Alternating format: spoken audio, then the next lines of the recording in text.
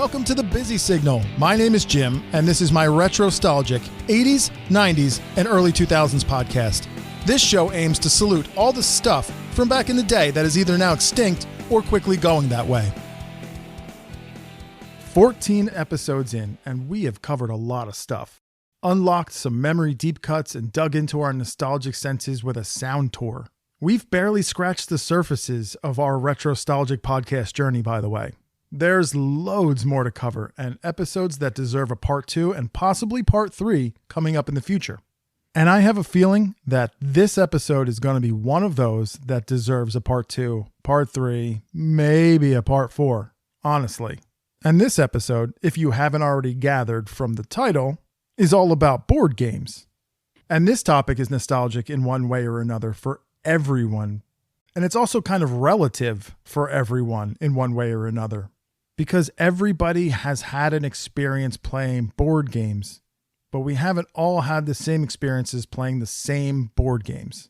My favorite board game might be one you've never even heard of, or one that you absolutely detest. Your favorite board game might be one that's not really my favorite, or I've never even heard of it. And that's kind of fun too, because then we learn about new games. Oh, let me try that one. Oh yeah, I'll go look that one up. Let me check it out. Absolutely. I've been over people's houses and we're playing board games and they pull some board game out and I've never seen it in my life. And they're like, oh, I've been playing this since I was a kid. And I'm like, wow, really? Now I'm going out and buying one too. Board games are cool.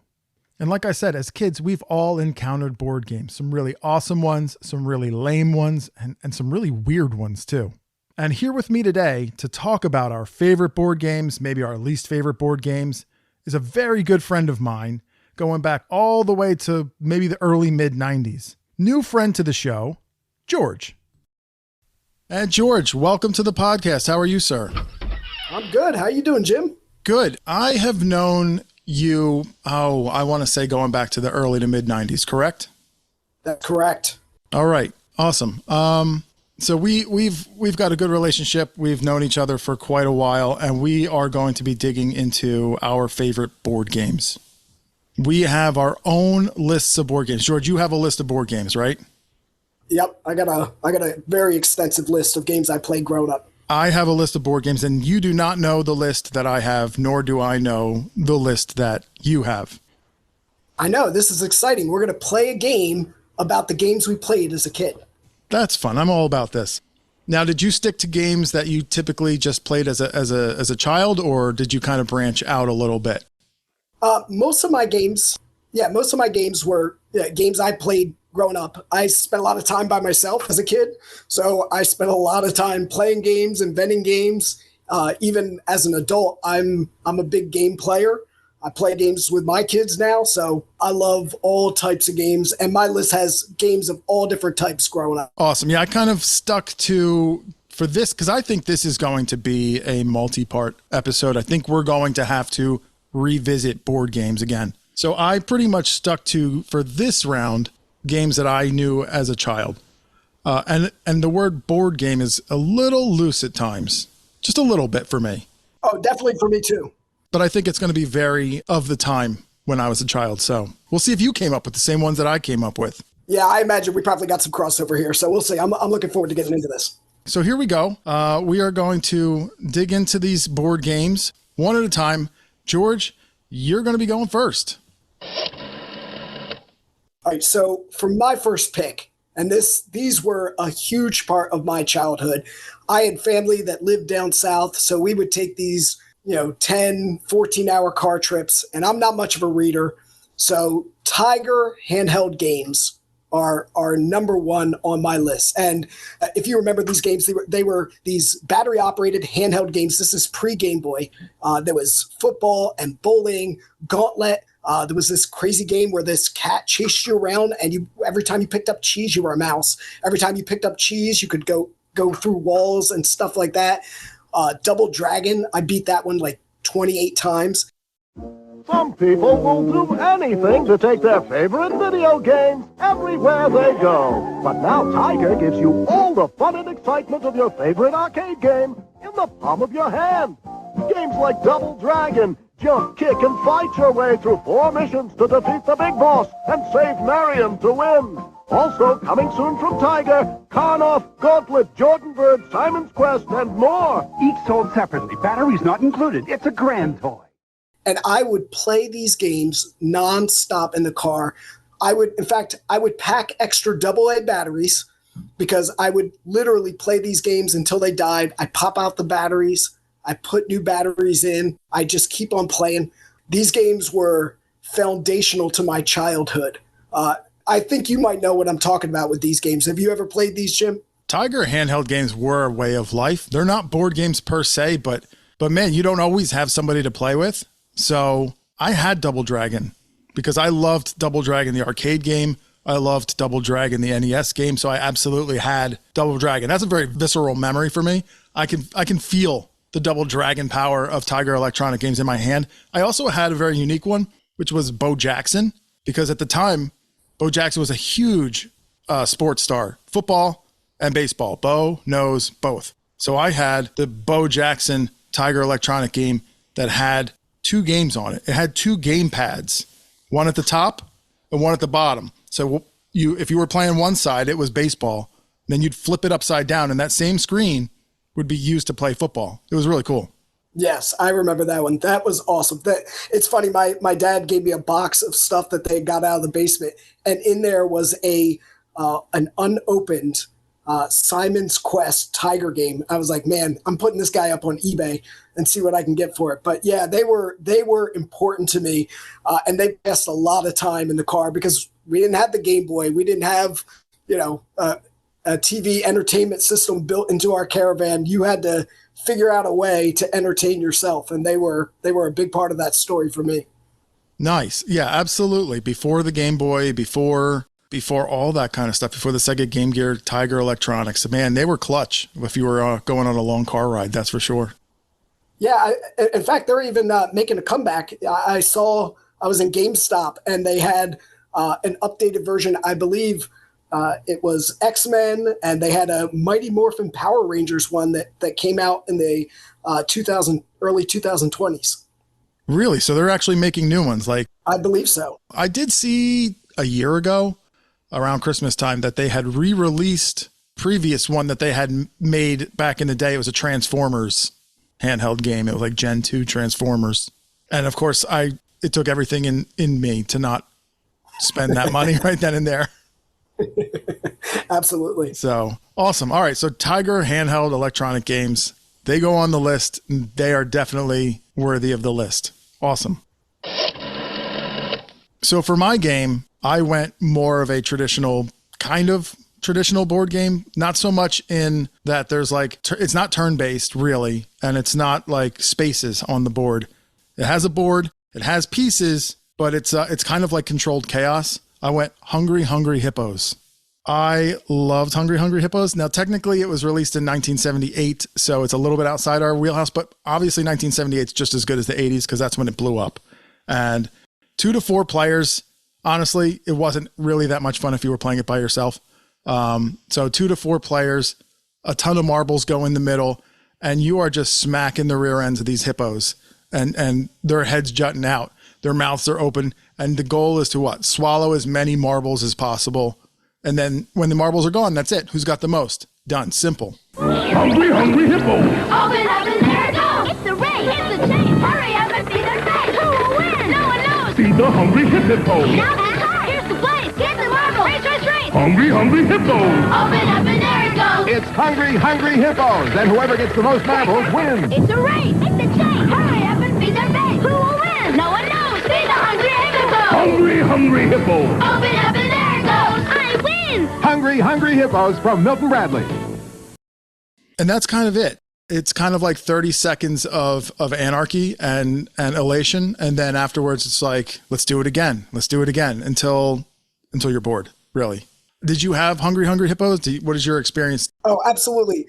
Hungry Hungry Hippos felt like the pixie stick of games. Like it's 30 seconds of just button mashing, trying to get as many marbles as you can. There's not really any strategy to it, but man, is it fulfilling. You could play with adults, you could play with kids. I love that game. It is a great game. Now, did you know that, and I don't like to do research, but sometimes I just do. And I've learned did you know that the hippos have names?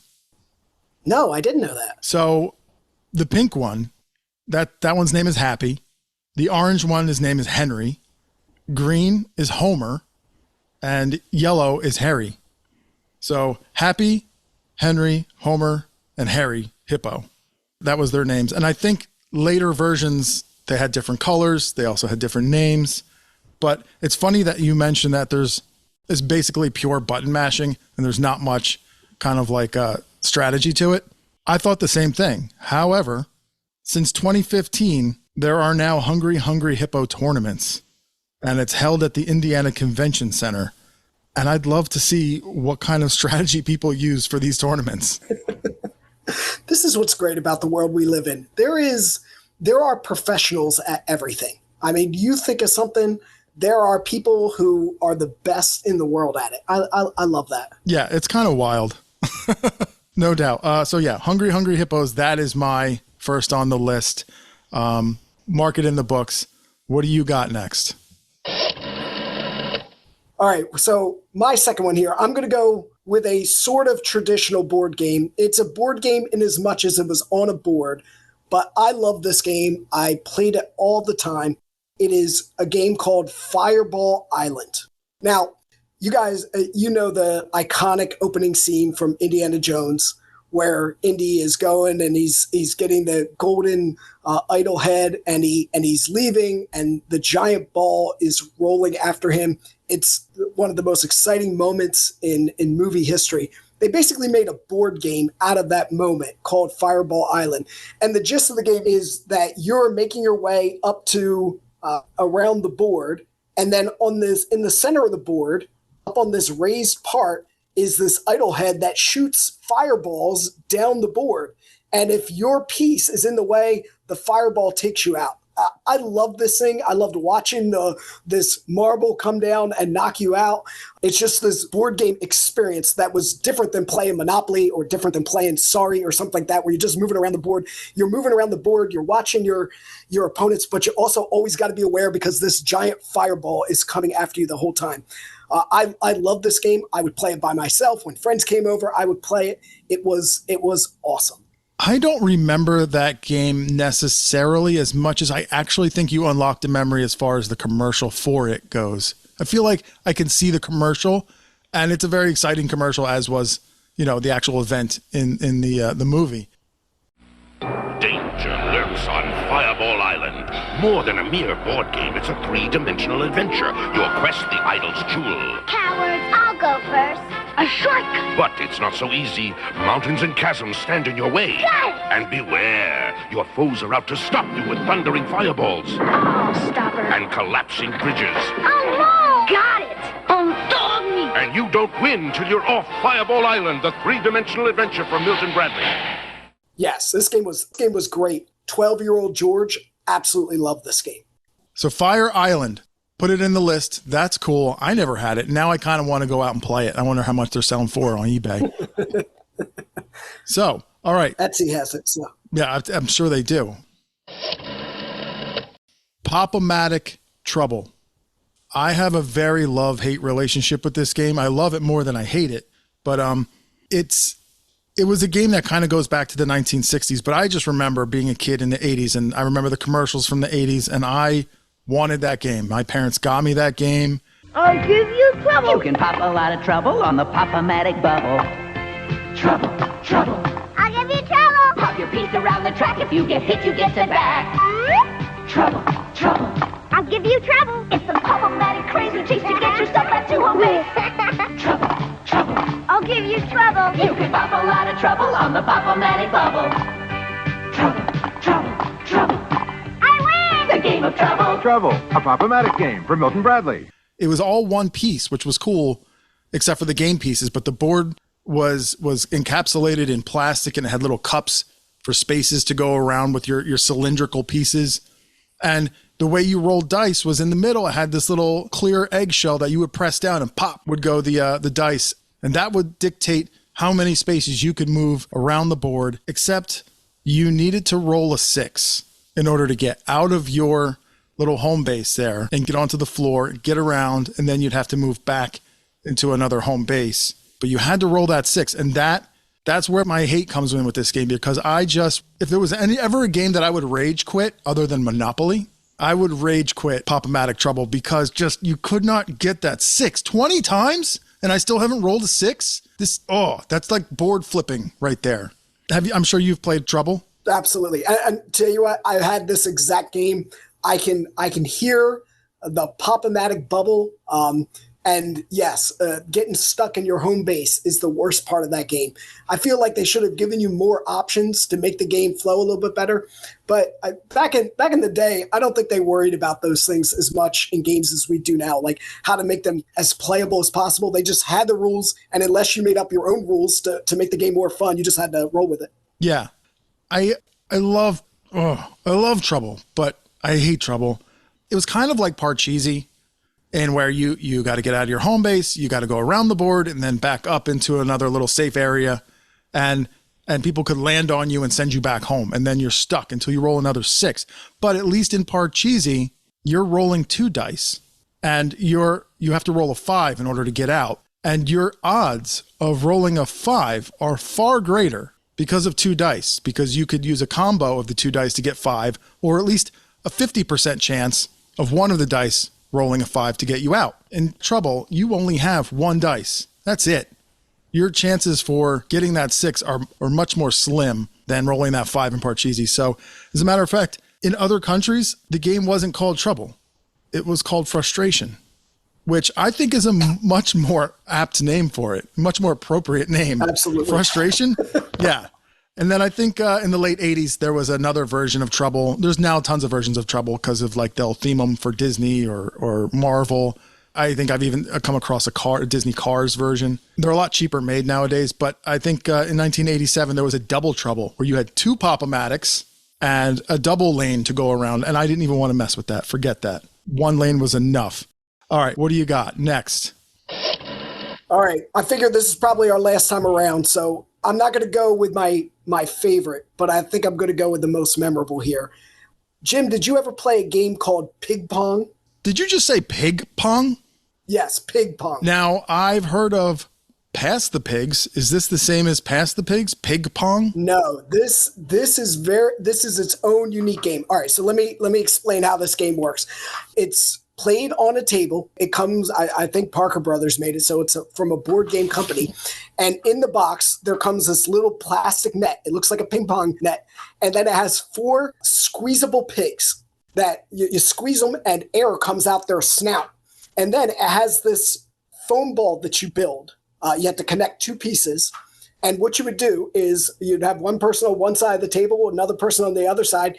You blow the ball up in the air with your squeezable pig, and you try and blow it over to the other side of the net.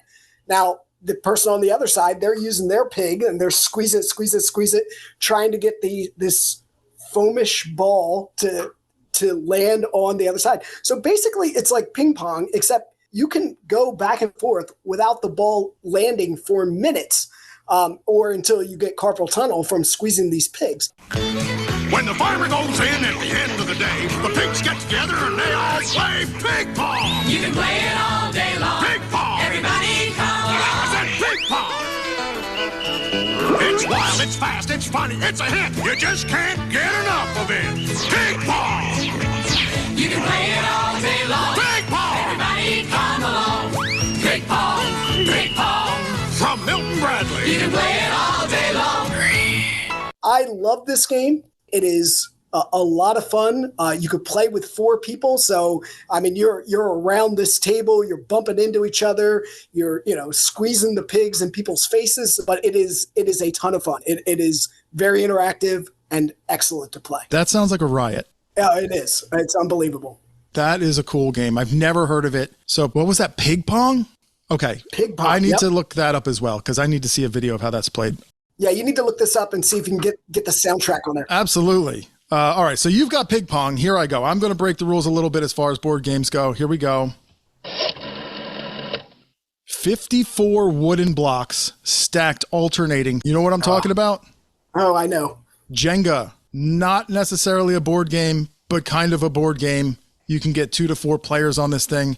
And wow, when Jenga came out in the 80s, I feel like it all of a sudden became a requirement for everybody to have Jenga. Like if you went to a party and you didn't pull out Jenga, somebody was going to request Jenga. So you better have had Jenga. And I think Jenga just is so much fun because it's different. Every time you play it, it's different with whoever you play it with. That it's a genius game when you think about it. An incredibly simple, genius game. Hey, Frank, what are you doing? Playing Jenga. Yeah, how do you play? You take a piece from the bottom and you put it on the top. Hello, Jenga. Jenga? Hello? What are you doing? That's the way I picked my piece. Frank, I'm a little worried. I'm worried about all of you. Jenga.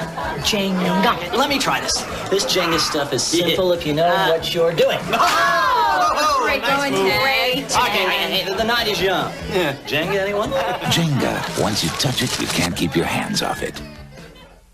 I think my favorite version of it has probably came about in the last like 15 years. That giant version that you can see, like that you can play outside in the grass. That's just fun. Yeah. Well, I love this game. I love the tabletop version. I love the outdoor version. Jim, let me ask you a question. Do you have a specific Jenga strategy? How do you play the game? I mean, I'm really dirty.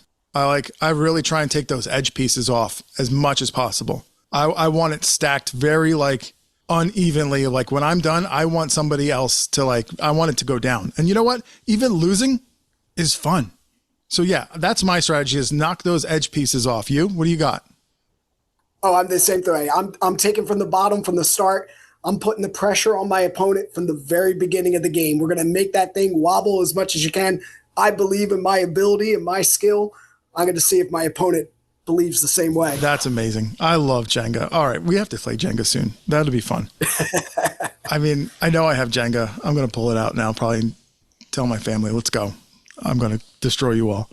All right, George, this has been like a wild, like fast ride, like of just board games. And I have so much more to say about so many more board games. I know.